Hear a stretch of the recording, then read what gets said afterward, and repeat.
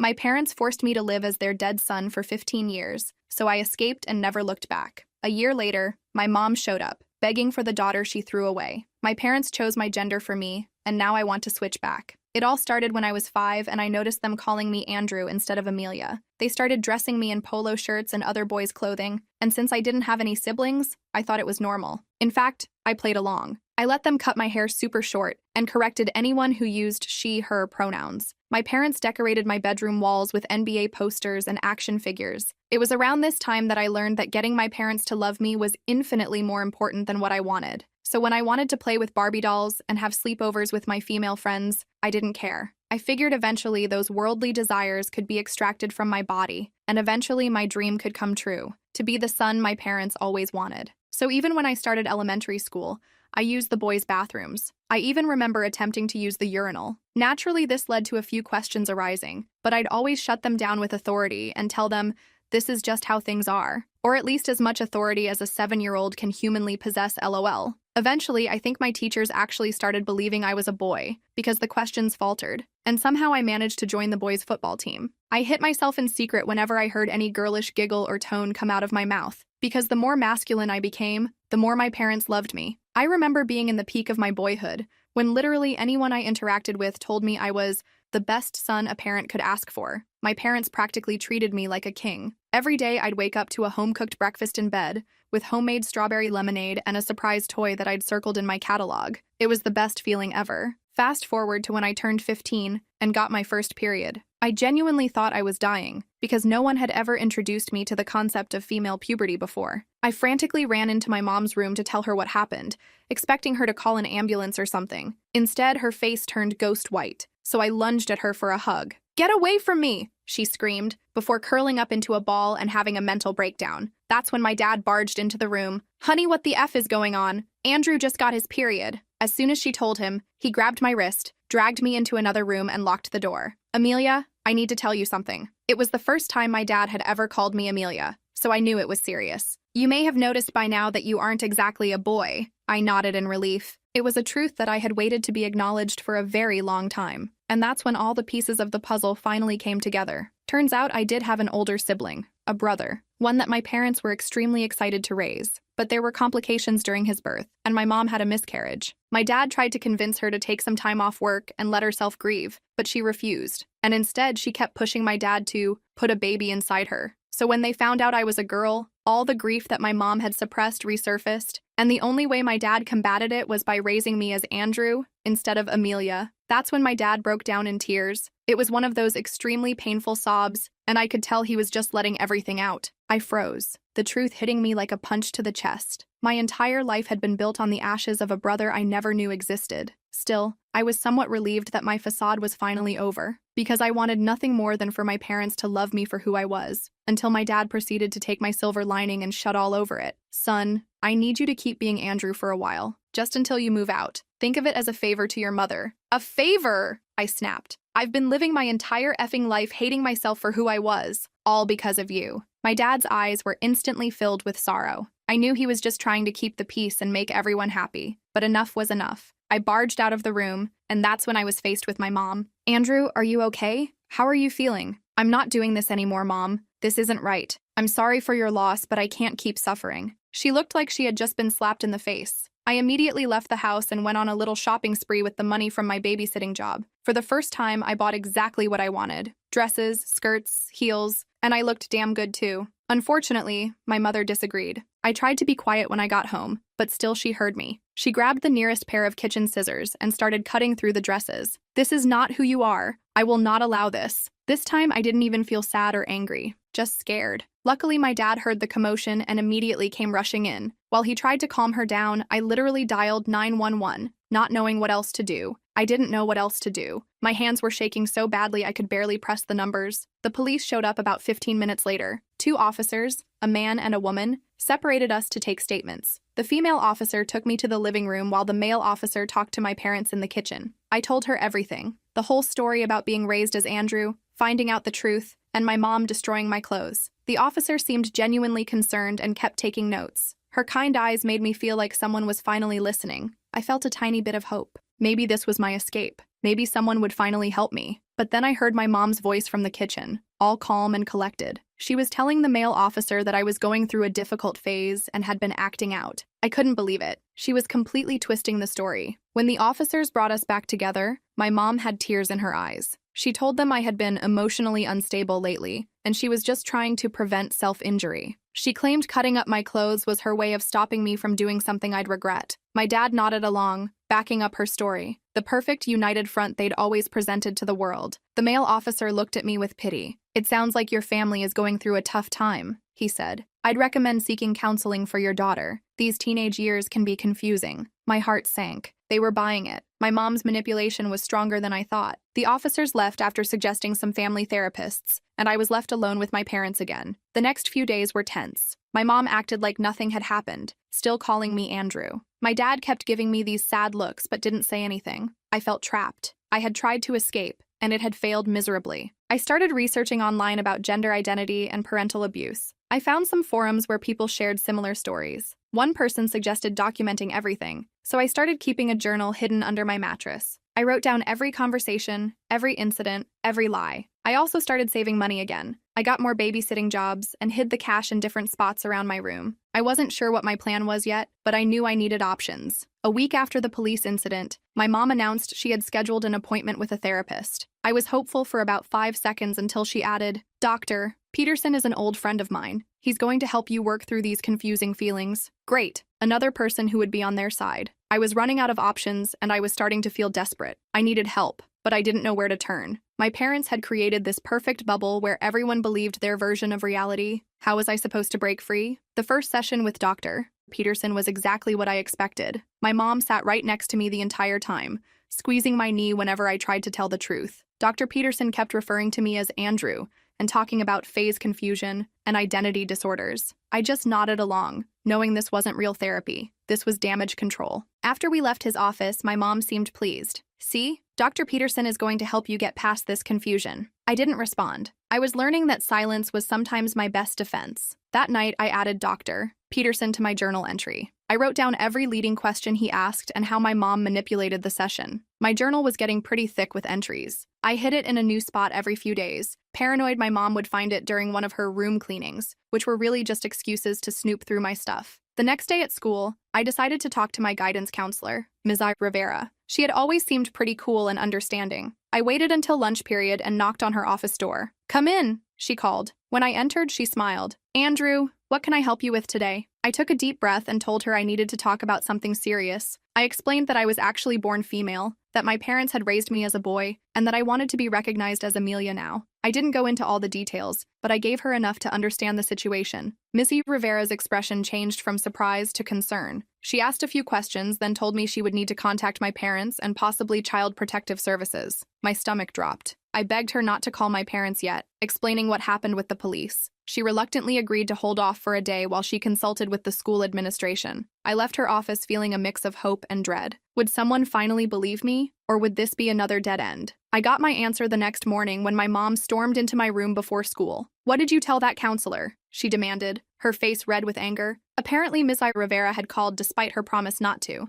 My mom had already spoken to the principal, claiming I was acting out and creating stories for attention. She even brought up Dr. Peterson as evidence that I was already getting proper help. "You're not going back to that school," my mom declared. "I've already called in to say you're sick. We'll be looking at other options." Just like that, I lost my one potential ally and my daily escape from home. My mom took away my phone too, saying I needed to focus on getting better. I was completely cut off. For the next week, I was basically under house arrest. My mom worked from home to keep an eye on me. My dad still went to his office but called multiple times a day to check in. I was never left alone for more than a few minutes. During this time, my mom went through my room thoroughly. She found most of my hidden cash and confiscated it. Thankfully, she missed the wad of bills I'd taped to the underside of my desk drawer. She didn't find my journal either, which I'd started hiding inside an old stuffed animal with a broken seam. My mom also went through my closet, removing anything she deemed too neutral that could be worn in a feminine way. I was left with the most masculine clothes possible: baggy jeans, sports jerseys, and button-up shirts. The isolation was getting to me. I needed to talk to someone who would understand. I remembered my friend Charlotte from my biology class. We weren't super close, but she had always been nice to me. More importantly, she had mentioned having a cousin who was transgender.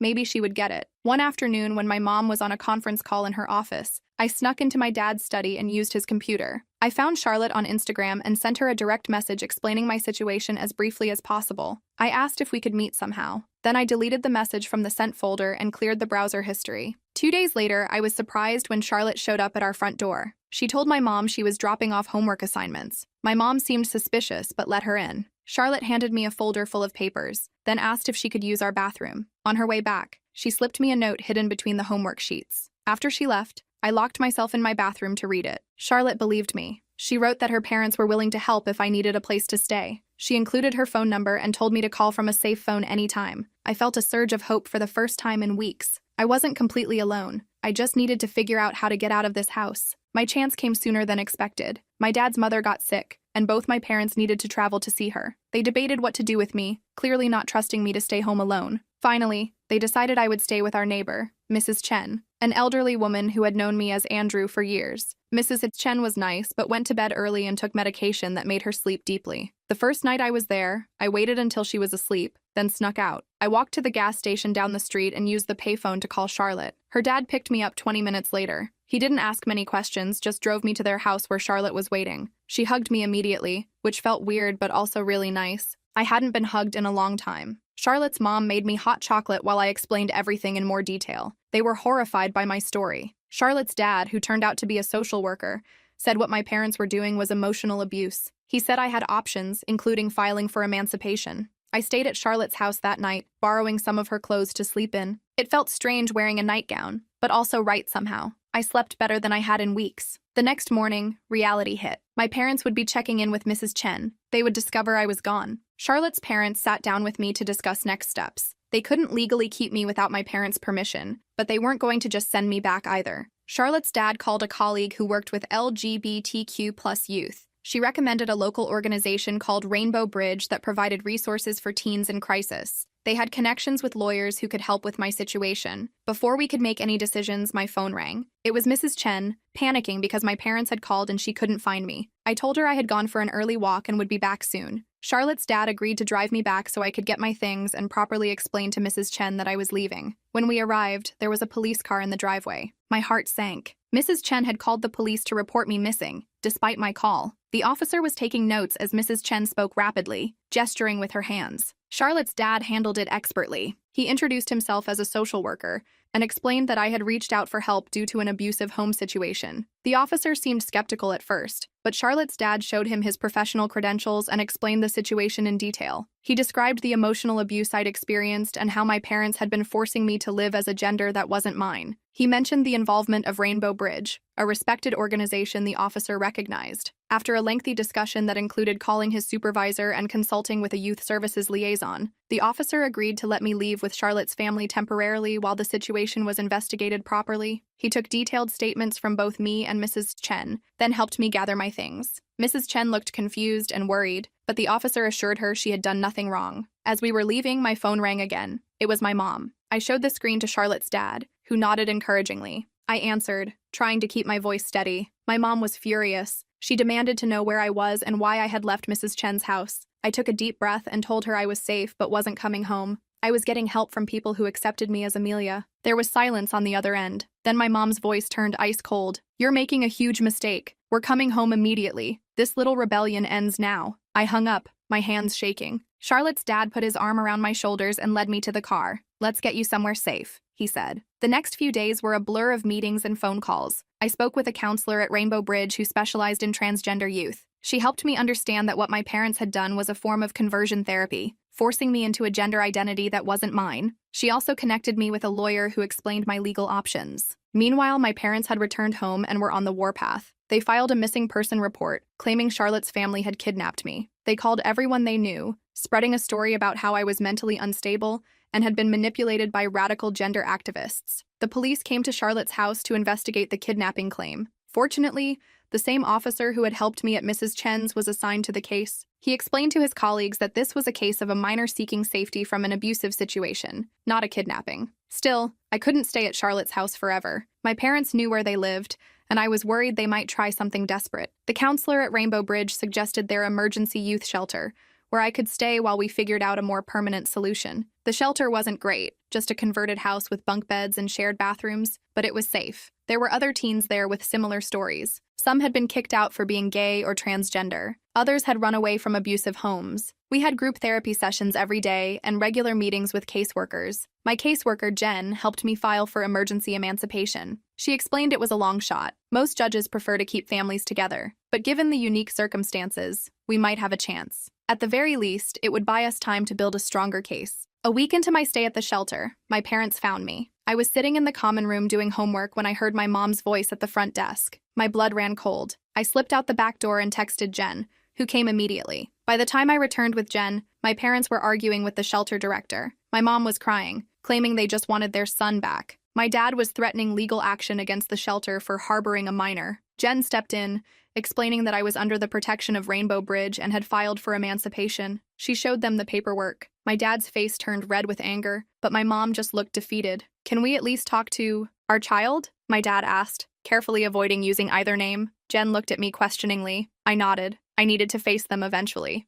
We sat in the shelter's meeting room, just the four of us. My mom couldn't look me in the eye. My dad did all the talking, switching between pleading and threatening. He promised things would be different if I came home. They would consider letting me express myself more. They would find a better therapist. I just shook my head. "It's too late," I told them. "You didn't raise me. You raised a replacement for the son you lost. I need to find out who I really am." My mom finally spoke, her voice barely above a whisper. "You'll always be Andrew to me. I can't lose my son again." Her words hurt, but they also confirmed what I already knew. This wasn't about me. It never had been. The meeting ended with no resolution. My parents left, and I returned to my bunk bed feeling drained but somehow stronger. I had faced them and stood my ground. The next day, I received notice that there would be a hearing for my emancipation petition in 2 weeks. Jen helped me prepare, gathering evidence and practicing what I would say to the judge. Charlotte and her parents agreed to testify on my behalf. Even Mrs. Chen, who had been confused but ultimately concerned for my welfare, provided a written statement about my parents' controlling behavior. As the hearing approached, my parents changed tactics. They started sending messages through their lawyer, offering compromises. They would let me see a therapist of my choosing. They would allow me to explore my identity as long as I came home. Each offer came with conditions that would still give them control over my life. I declined every offer. I was done with half measures and conditional acceptance. 2 days before the hearing, I received an unexpected visitor at the shelter. It was my dad, alone. He looked tired and older somehow. Jen stayed with me as he sat down across from us. "I've been doing a lot of thinking," he said, his voice rough with emotion, "and a lot of reading about gender identity and what we did to you." He paused, taking a deep breath. "I was wrong. We were wrong. I'm so sorry, Amelia." Hearing him say my real name without hesitation made me tear up, but I remained cautious. "What about Mom?" His expression darkened. "Your mother isn't ready to accept this. She may never be, but I want you to know that I'm trying to understand, and I want to make things right, however I can." I didn't know what to say. Part of me wanted to forgive him immediately, to have at least one parent back in my life, but another part remembered 15 years of lies and manipulation. "I need time," I told him, "and I need to be Amelia, completely. Not just when it's convenient or when Mom isn't around." He nodded, understanding. "I'm going to get help, real help, for myself, to understand what we did and why it was wrong." He reached across the table like he wanted to take my hand, then stopped himself. "Whatever you decide about the emancipation, I'll support you, and I'll keep working on your mother." After he left,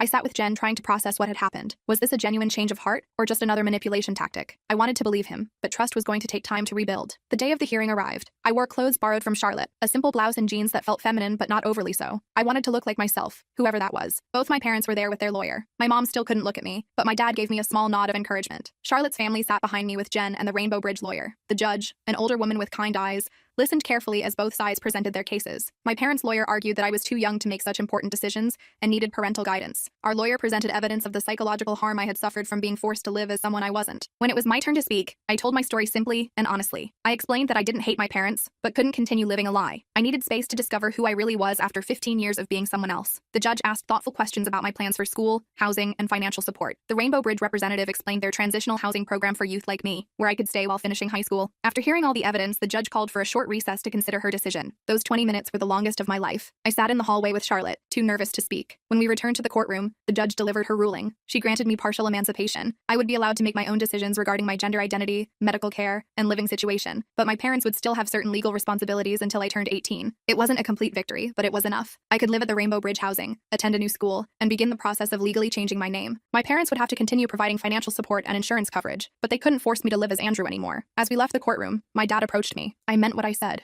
he told me quietly. I want to be part of your life, Amelia. When you're ready. I nodded, not trusting myself to speak. It would be a long road to forgiveness, but maybe someday. My mom walked past without a word, her face a mask of grief. I understood then that for her, this was like losing her son all over again. I hoped that someday she would realize she hadn't lost anyone. She had gained a daughter who had been there all along. That night, in my new room at the Rainbow Bridge housing, I wrote the longest entry yet in my journal. For the first time, I signed it with my real name, Amelia. It felt right. It felt like coming home to myself. The next few weeks were challenging, but in a different way than before. Instead of fighting to be seen, I was learning who I actually was. What did Amelia like? What clothes made her feel comfortable? What name did she want to be called? These were questions I'd never been allowed to ask before. I enrolled in a new high school where nobody knew me as Andrew. I introduced myself as Amelia from day one. Some kids were curious about my background, but most just accepted me as the new girl. It was refreshing to start over without the weight of my past. Charlotte visited often, helping me shop for clothes and giving me tips on hair and makeup. I wasn't interested in being super feminine, that wasn't me either, but I enjoyed exploring styles without judgment. I cut my hair in a bob that felt right for my face, and I started wearing clothes that expressed who I was, rather than who anyone else wanted me to be. My dad kept his word. He started seeing a therapist who specialized in LGBTQ+ issues and joined a support group for parents of transgender kids. He called once a week, always careful to use my correct name and pronouns. Our conversations were awkward at first, but gradually became more natural. My mom remained distant. She sent money as required by the court, but included notes addressed to Andrew. I returned them unopened. It hurt, but I understood she was still grieving for someone who had never really existed. One day, about 2 months after the hearing, I received a package from my dad. Inside was a photo album I'd never seen before. It contained pictures of me as a baby, before they started calling me Andrew.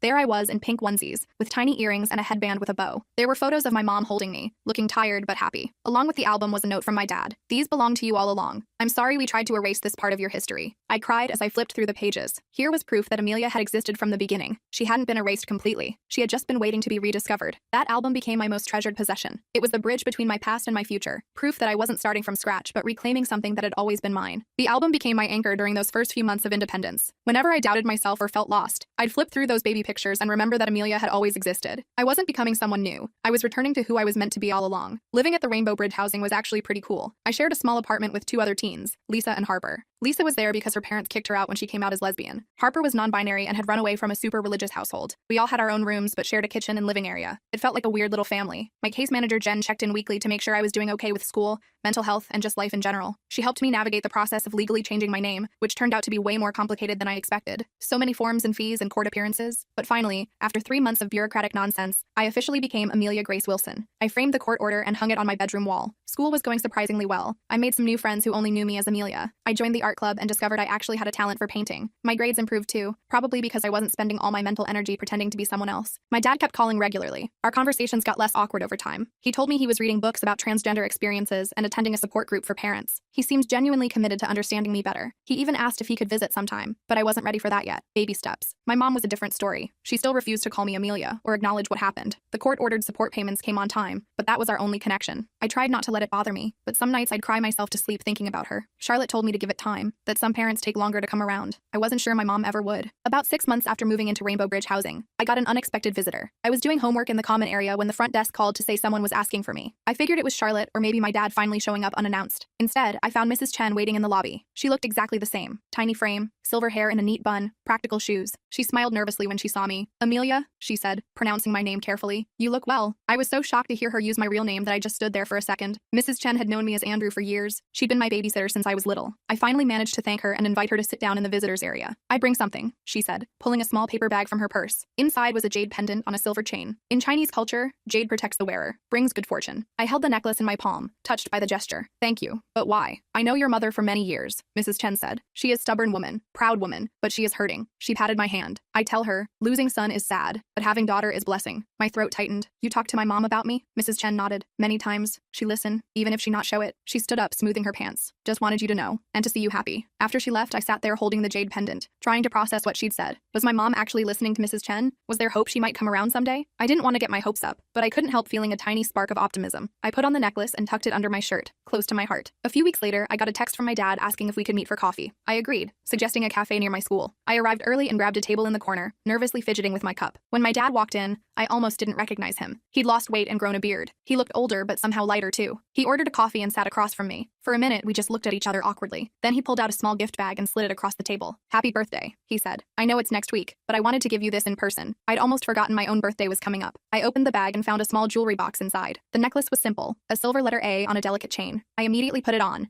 right next to Mrs. Chen's jade pendant. Thank you, I said, genuinely touched. It's perfect. My dad smiled, looking relieved. I wasn't sure. I'm still learning what you like. I'm still figuring that out myself. I admitted. We talked for almost 2 hours. He told me about his therapy sessions and how he was working through his guilt about what happened. I told him about school and my new friends and my painting. It felt surprisingly normal, like we were just a dad and daughter catching up. Before we left, he mentioned that my mom had started seeing a grief counselor. She's not ready to talk about you yet, he said carefully, but she's trying to work through her feelings about everything. I nodded, not wanting to get my hopes up. That's good for her. She keeps that photo album on her nightstand, he added. The one with your baby pictures. I've seen her looking at it sometimes. I didn't know what to say to that. I just hugged him goodbye. A quick, awkward embrace that still felt like progress. The next few months fell into a comfortable routine. School, therapy, hanging out with Charlotte and my new friends. My dad and I met for coffee every other week. I was starting to feel like a normal teenager, whatever that means. Then one day in April, about a year after I'd left home, I got a letter in the mail. The handwriting on the envelope was unmistakably my mother's. I stared at it for a long time before opening it. Inside was a birthday card, one of those generic happy birthday ones with flowers on the front. My birthday had been months ago, but that didn't matter. What mattered was the name on the envelope, Amelia. The message inside was brief. I'm trying to understand. It's hard. Mom. No declaration of love or acceptance. No apology. Just 7 words. But they were the first words she directly addressed to Amelia, not Andrew. It wasn't much, but it was something. I showed the card to my therapist at our next session. Dr. Patel had been helping me work through my complicated feelings about my parents for months. She reminded me that healing isn't linear,